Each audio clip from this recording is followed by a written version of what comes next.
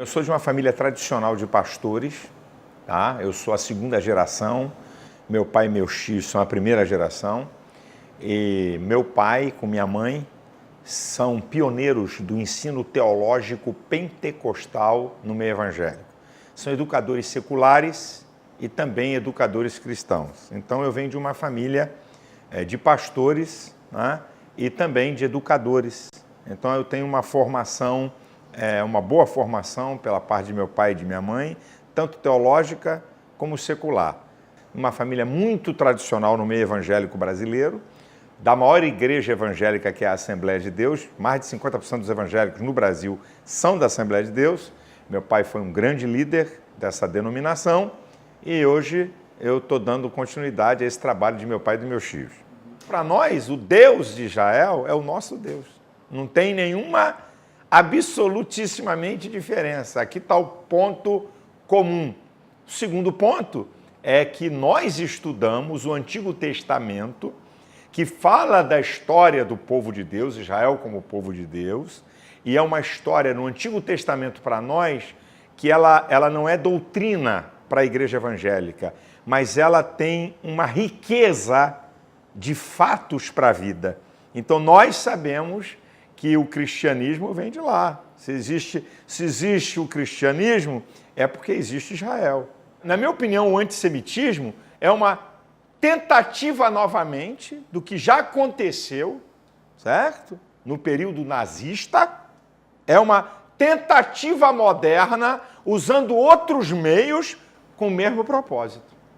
Então Israel tem que lembrar sempre do que foi feito no Holocausto, porque é uma vergonha para a raça humana, e mostrar, eu acho que a lição também de Israel para o mundo é o seguinte: como é que um povo que tem ideal consegue sobreviver no momento mais drástico que possa existir. A lição de Israel para o mundo, que muita gente não entende, é que é um povo que prega a liberdade. Israel parte de um princípio que, se você me reconhecer como Estado, certo? Se você me reconhecer que eu sou um povo, eu tenho amizade com você. Olha o que aconteceu com o Egito.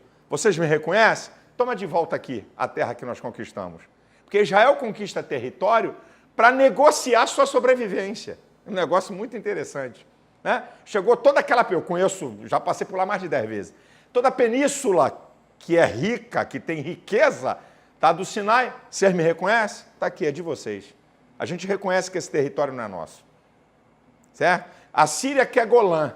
Como é que você vai dar um lugar que com 1 minuto você pode atacar populações que estão na Galileia? Em 1 minuto sai um ataque da Síria, vai explodir tudo que tem ali de população e tudo. Então, ali é uma segurança para o Estado, para poder ter uma reação, para dar tempo de uma reação. As pessoas não entendem a geografia. Eu conheço bem o lugar. Eu já levei mais de 10 mil pessoas a Israel, tá? Através do programa de TV que a gente tem, e já levei muita gente. A minha primeira impressão, quando você vai a Israel, é o seguinte: Deus existe.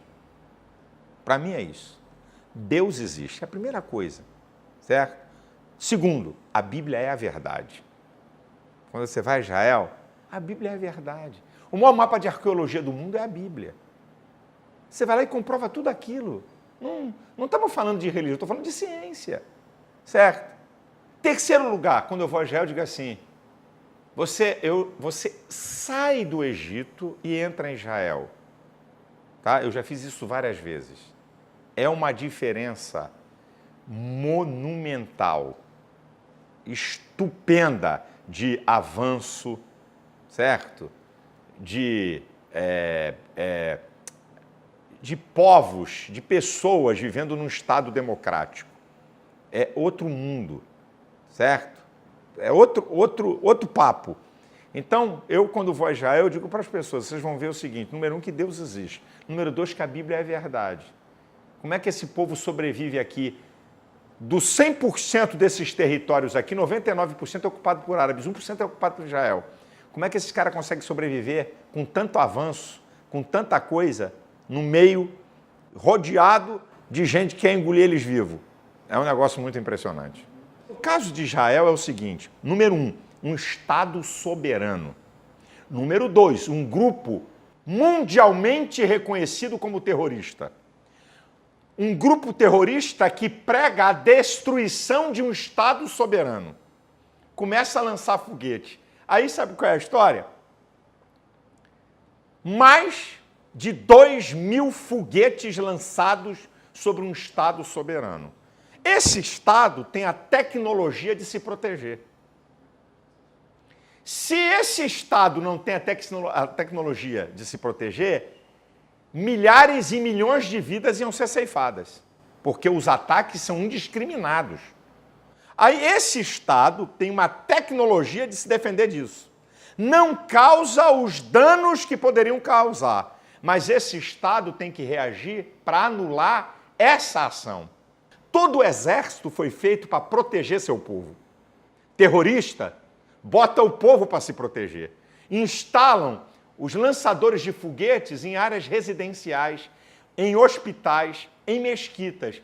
Quando um míssil sai de lá, a tecnologia do exército de Israel consegue captar de onde ele sai. Então o que vai fazer? Vai enviar um ataque para destruir aquele míssil, aquele lançador de míssil. Onde é que ele está? No meio de população civil. Onde é que ele está? Em escola onde tem crianças. Onde é que ele está? Em hospitais. Aí os bandidos usam isso como propaganda, porque morre criança, que ninguém quer que morra. Porque morre mais gente. A gente aprende desde novo na igreja a amar Israel por um princípio bíblico, né? Porque há uma bênção sobre Abraão, a bênção sobre Abraão, né, que Deus deu a Abraão, dizendo: eu vou abençoar os que te abençoarem e vou amaldiçoar os que te amaldiçoarem. Essa bênção transcende a Abraão, ela ultrapassa os limites de Abraão. Então nós aprendemos e ensinamos na nossa igreja, ou nas nossas igrejas, né, a termos um amor, né, por Israel como nação e pelo povo que é a origem dessa nação, o povo que está vinculado a essa nação, tá certo? Que é o povo judeu. A comunidade judaica não pode rechaçar os evangélicos porque nós somos, em qualquer lugar do planeta Terra, não é Brasil, nós somos o grupo mais defensores de Israel depois do próprio povo judeu. Somos nós. Então, isso é um aliado que não se deve desprezar. O IBGE diz que depois de 2020, os evangélicos serão maioria no país, né? Serão maioria no país. Um dado interessante, a cidade do Rio de Janeiro é a primeira capital onde o número de evangélicos é maior do que católicos. Isso é, como segmento religioso, nós somos o maior grupo na cidade do Rio de Janeiro. Passamos os católicos. Os judeus podem esperar que se um dia os evangélicos forem maioria nesse país, vão ser tratados com o maior respeito, com o maior carinho, como nunca foram tratados. Isso você pode esperar como uma marca nossa, pela nossa própria cultura, por aquilo mesmo que aprendemos na igreja.